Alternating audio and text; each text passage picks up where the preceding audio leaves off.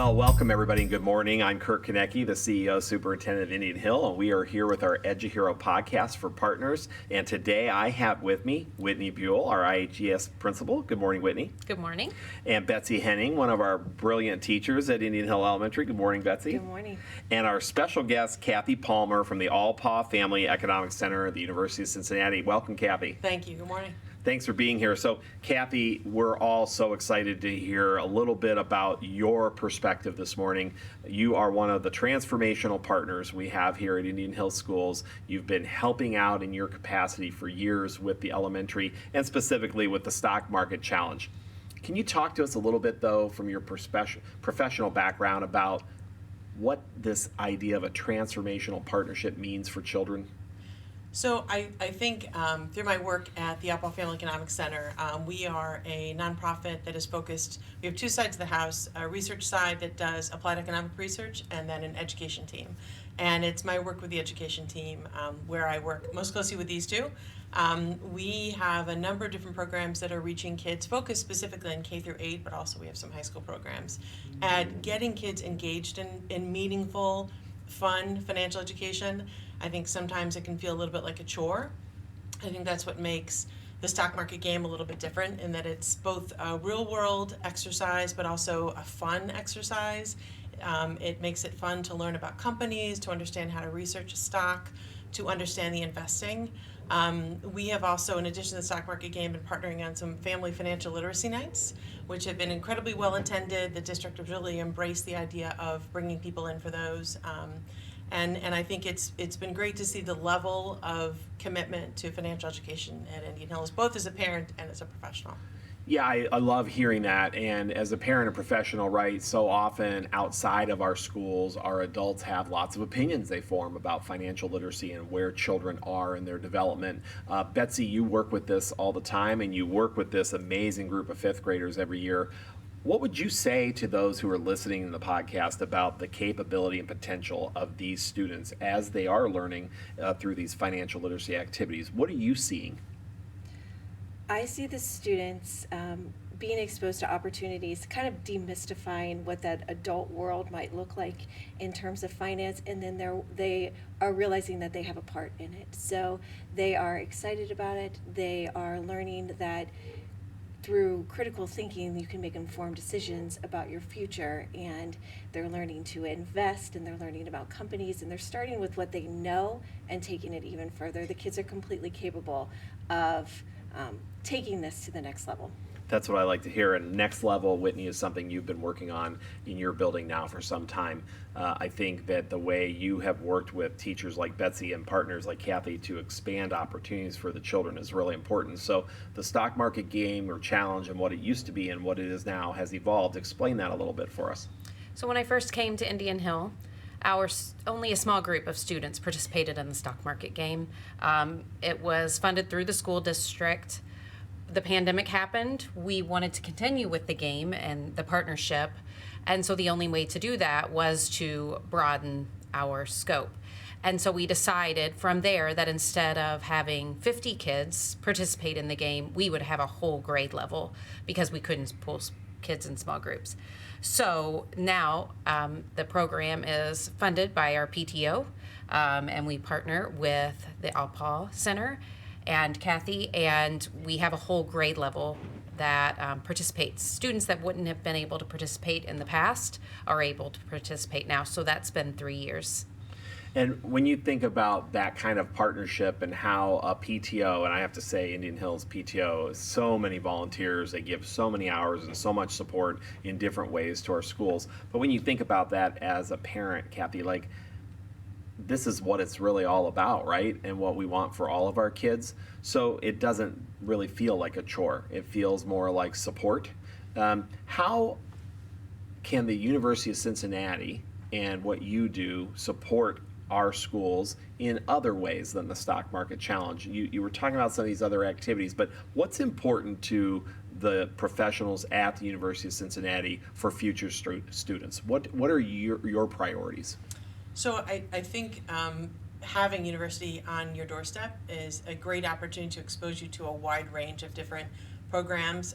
We work with the Innovation Hub at the University of Cincinnati, which is this great resource in terms of getting kids excited. You have great maker spaces in Indian Hill, but that's a point of connection as well in terms of showing kids what's possible in terms of what you can study in college and what career fields might be open, and these cutting edge technologies and this sort of ever evolving coursework that better prepares students for careers that are really just we're sort of getting an idea of what those look like, a year from now, 3 years from now, 5 years from now. So future career development, future career paths, we're all still kind of creating, and they're evolving very rapidly. And you see that from your side all the time with your research team and then the things that you're working on. Right, and I think what's great about Cincinnati is I think Cincinnati is on the cusp of a real explosion in terms of growth as well. We're seeing that in terms of the economy, we're seeing that in terms of the tech corridor, in terms of great things coming to the state of Ohio. And I think where in the past, historically, there has been a real brain drain, and Ohio's kind of had to fight that a little bit. I think now, in a district like this, I think kids who are graduating from Indian Hill are looking a little bit more closely. Hey, what if I actually stay in Cincinnati? There are opportunities for me here, and this is maybe a place where I would want to live. It just isn't where I grew up. It's where maybe I want to be as an adult as well. I appreciate that, and I think, Whitney, we've been talking with our leadership team and our faculty for some time now about this idea of a holistic kind of K through 12 approach to career pathways and development for students to be exposed to these kinds of activities and ultimately to become leaders who maybe can thrive in this region. How are you working with your faculty at Indian Hill Elementary to expand some of these types of opportunities in terms of career development and leadership awareness? Well, we have a few things that we're working on. Through our Go Time, there's a lot of opportunities for students to have exposure to different careers based upon their passions. They get to pick what they want to do quarterly in those Go Times, what interests them, and bridge building is one. There's coding, there's robotics, there's so many opportunities for them, as well as through our project-based learning opportunities. We partner with different companies, and they really, like Kathy said earlier, they make meaningful connections and real world connections so that they understand why they're learning what they're learning, because often they ask, why do I need to know this? And so when you give them a meaning behind it, then they start to become more engaged and they want to solve the problems and figure things out. And I think, Betsy, your kind of simulation experience with the stock market challenge, some people may not realize it's not just a one-day activity. It's not just 45 minutes at go time for one period. It is a lengthy, deep, involved kind of problem-solving unit. So can you explain it a little bit specifically for those who might be listening? Yes, definitely. Yes, the students are learning as they are going through the simulation. So we start talking about background information and things they might know about investing, but they are investing and learning at the same time. So they might change their minds from week to week, as you would in the real world, based upon new information that you have. So the learning continues. When we're finished with this simulation, the simulation itself lasts 10 weeks, and it is quite exciting to watch from week to week how they are doing compared to other schools in the area, other schools in the state, but even to their own families who might be doing some investing and giving advice on the side. They're able to compare how successful, or maybe they're not so successful from week to week. But by the end of the unit, when we reflect on all the learning, that's when you kind of see that light bulb come on of, oh my goodness, I really did need to learn all of this, and I did learn all of this and make these really great decisions throughout the way. And I had fun. I didn't realize I was learning. That's the key, right? Yeah. Is everybody has fun. And Kathy, this stock market game, it's much bigger than Indian Hill's fifth grade, even though we have expanded. Can you explain for people who are listening maybe what's going on with the stock market game? Sure. The stock market game actually happens nationally. We control the game in the state of Ohio. But students who participate, they participate either as teams through school. We have homeschool students who participate on an individual basis, but you're given a portfolio of $100,000 in virtual value that you can then invest as you will. And we have students who play for a semester and students who play for the whole year. And you're competing against teams in real time. So not only do you learn how to evaluate a company, how to read a stock price, how to learn about a sector or a company's research its history, you are getting a sense of how the political climate, the economic climate influences stock prices, what interest rates do to stock prices, what bonds are, how stocks and bonds kind of work in tandem. Things that give you an incredible head start if you can get familiarity and mastery of those ideas when you're a kid. Having worked in Simply Money for years and worked as an advocate for people that had made, unfortunately, poor decisions, I think having an awareness of that when you're younger and building on those skills gives you such an incredible advantage then to being an adult and making those decisions with real money for yourself. It's interesting because, right, if you're out there and you're shopping at Kroger or something, you run into somebody as an educator, sometimes they'll say, oh, boy, I wish these kids could just count proper change, or I wish they could put together a budget or learn about a checkbook. They're obviously learning a lot more, right? They may be learning different things with this particular game, but over the years, Betsy, they've had immense success, right? So can you tell us and our audience a little bit about that level of success that you've experienced and our fifth graders have experienced? We have had success, the biggest success being their learning and their growth. And what they get excited about is the competition success as well. And we've done a good job. The students, we typically have several teams that are competing at the same time. We tend to have a couple teams in the top 10 each session, which is great for us to celebrate. I think she's being a humble, Kathy. Yes, she is. Yeah, Indian Hill has built quite a dynasty over the years, in fact. It's been fun. It's very exciting when real world collides with this learning. A couple years ago when we were doing this, and GameStop went crazy. And that is a company that the kids were familiar with and some of them had invested in. So when they see that they do have power, they do have a role in the larger economy, it's really exciting for them. And I think it's something we can build on, right? And then scaffold as their learning continues at the higher grade levels, which I know has all of our principals and teachers kind of thinking about that. And I really think the stock market game has inspired work at other grade levels already. Whitney, what's the reaction to parents when they have this aha moment that their fifth graders are involved in something like this? They're excited. I mean, for their students to have an opportunity like this, you don't get this everywhere you go. This is something that is uniquely Indian Hill, and that we do for our students. It's real world learning. It makes it meaningful. And I mean, to see the parents, joy and just how proud they are of their students. Betsy was being humble. We had 9 out of 10 top teams just this semester in the state. And that is against high schools in the state as well. So they're just proud of their students for their learning and to be able to make these decisions and to be engaged week after week after week.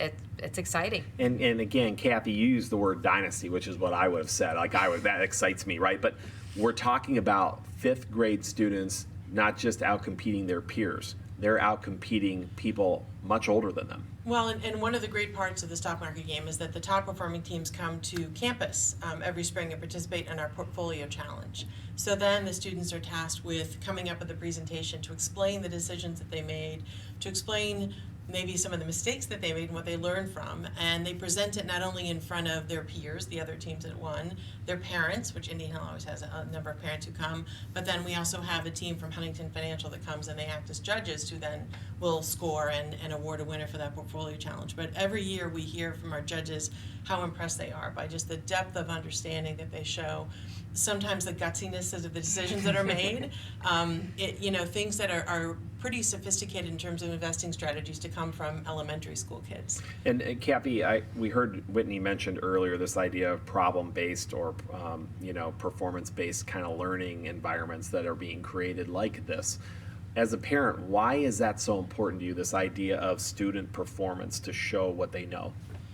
So, I think it shows an increasing level, again, of sophistication in terms of the decisions that are made. I think when you see a kid enter into something like the stock market game in third grade, they're really just learning how to read a ticker symbol and how to understand that. And then as they get older and as their reading skills improve, they're reading Fortune and the Wall Street Journal, and they're engaging on a daily basis with analysis. And I think just seeing all of these skills that they're acquiring, their math skills certainly improve. seeing that all kind of come together and coalesce around something that's happening in real time and unfolding that they can talk to their parents about over dinner. It's this great sort of like circle of learning that happens. And the fact that it happens around money is exciting because that's something that is motivating, I think, for a lot of kids as well. Sure, and I think that as you were just saying, this idea of authenticity comes across, right? And then it's being evaluated or judged, not just in this game, but then as they move through their career as students, the more important that becomes and the more kind of pressure we can put on them positively to do this, the more prepared they are, maybe when they come to an institution like the University of Cincinnati in the future. Well, let's put you on the spot for a minute, Kathy. Like, when people are coming to the University of Cincinnati, what should they be prepared to be able to do, and how should they be able to present themselves when they make that transition from, let's say, Indian Hill High School to UC? What is it that people expect? So I think with a lot of schools, I think there is sort of a baseline expectation in terms of your grade point average and your test scores, whether it's test optional or not. But I think you want to get a sense of authentic self. And what is it about this person? What will they bring as a unique individual to this campus? What can they contribute to this community? How can they move the conversation ahead? Whether they're interested in the environment, or they're interested in student government, or they're interested in athletics, or some other kind of cause. I think getting a sense of the ways that, because you're going to be an adult in that environment, what can you bring in as an adult, contribute, and make your university community and the community you live in, Clifton in our case, a better place to be. That's excellent to hear, and of course, serving the community. I hear that coming through in your answer when you're talking about who you want, but also what can they do, right? And I think that's really important for our students to understand at every grade level as they progress. The Alpaugh Family Economics Center works on some unique things. What are some of the top kinds of priorities that you have right now, or things that you're working on that maybe the average listener may not know? So one of our focuses is just equity. I think what we see sort of across the entire educational landscape right now are equity gaps, and this has been unfortunately sort of exacerbated by the pandemic. We see that in greater Cincinnati. We are in a number of schools through the stock market game, through our student enterprise program as well, where we just see these, unfortunately, these learning lags and losses that we're trying to help through our programming. Our programming brings a lot of math to the table. But I think Indian Hill is a district is just blessed with a lot of resources, is blessed with phenomenal teachers and administrators, and a very engaged group of parents who have very high expectations for their kids. The unfortunate reality is not every district has those things. So I think we are focused on bringing the stock market game right now to Title I schools. We have a great partner in Huntington Financial. They have funded scholarships for 500 stock market game teams throughout the state of Ohio. Excellent. And we are focused on districts that have historically been underserved, that have maybe never played the stock market game or engaged kids in that way. And it's very exciting to hear from teachers that have kids that are, we had a teacher that we are actually going to be honoring at our annual awards. Betsy is a former honoree of ours for our Personal Finance Educator of the Year. This is another phenomenal educator in Zanesville who tells us that her students who have never had any exposure to investing are now so excited about talking about their stocks and their investments that they're making that she has to basically kick them out of her classroom. They don't leave when the bell rings because they're that engaged. That's the kind of engagement we all want, right? Yeah. Yeah, well, that's amazing. It sounds like you're working on really expanding that reach and providing service to so many who need it, and of course, equitable opportunities. And I think Whitney and her team with Betsy trying to expand this beyond a class to an entire grade level is a great example of that as well. Let's talk about that fun for a minute. Betsy, like, what is the most crazy, fun, amazing portfolio you saw kind of put together? Like, give us an example of the success level of these children. I think last year we had a pretty phenomenal team. They were kind of doing things beyond me, if we're being honest. They really got into short selling, and they ended up making over $36,000 in 10 weeks, and they were actually first. They beat every high school team in the state. It is pretty fun to watch kids get excited about something that they think they know more than adults too. And Whitney, you and I have been able to like visit the classroom while this is going on, and the students are kind of putting their portfolios together. What are some of the companies that the kids get really excited about and that they like to kind of, study? Well, I mean, they, like Betsy said, GameStop was a big one. Anything that they can relate to. Lululemon, they like. Best Buy. One of them this morning was talking about Kroger and how Kroger didn't help them out so much. So they want companies that they know something about. They get really excited when they can relate to the company. And that emotional attachment to the learning, like you were saying before, Kathy, then keeps everybody engaged to the point where sometimes they don't want to leave that activity and move on to the next thing. And of course, when they have a phenomenal teacher like Betsy, that makes it even harder. But they do have to go other places. So let's wrap up with this. We're talking a lot in the district now about developing a holistic kind of leadership culture. And again, leadership sometimes is hard to define but easy to see. As a parent, as a community partner, Kathy, when you think about leadership skills, what is it that you hope for our students as they matriculate through the district to learn about leadership?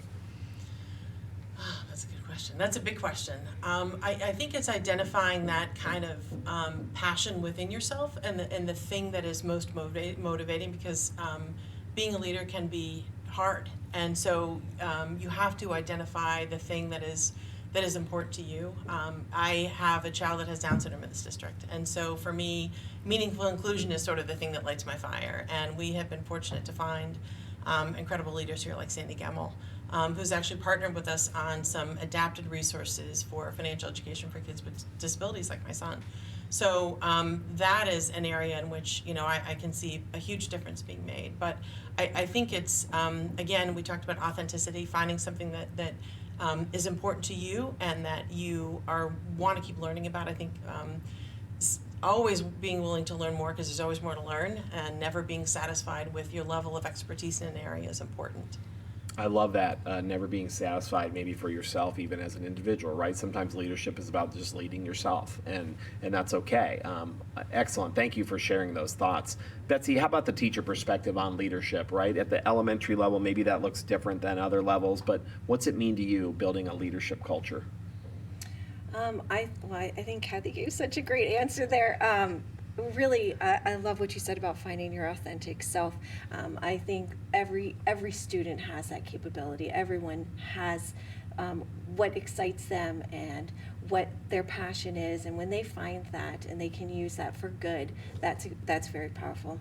And when you have great leadership as examples, then it also inspires you to take it further. That sounded like an EduHERO answer, when you do things for good. Like that was like a superhero answer. I appreciate that, Betsy. You know how I feel about that.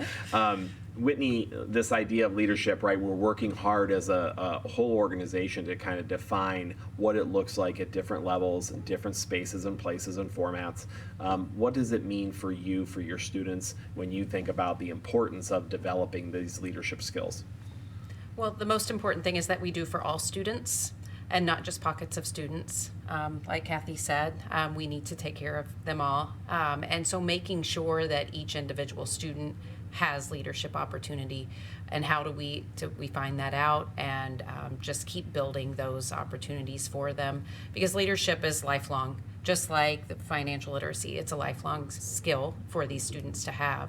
And we are developing the future leaders out there for the United States, and so it's our job to make sure that we give them the experiences while they're here, so that we prepare them for the next step, whether it's college or whether it's going straight into the workforce, so that they are successful when they leave us. Yeah, I think building leaders and building those skills, those muscles of leadership over time, right, for each individual, then they can use them however they need to use them to be successful in their own lives, is what you're all talking about. That's what we're going to continue working on here. I think it's obvious when we have a transformational partner like Kathy and her organization, the Alpaugh Family Economics Center, the University of Cincinnati, Huntington, all of the groups that come together in a school community like this. We have the potential for that secret sauce to really help teach leadership, to do good and serve the community with what really matters. And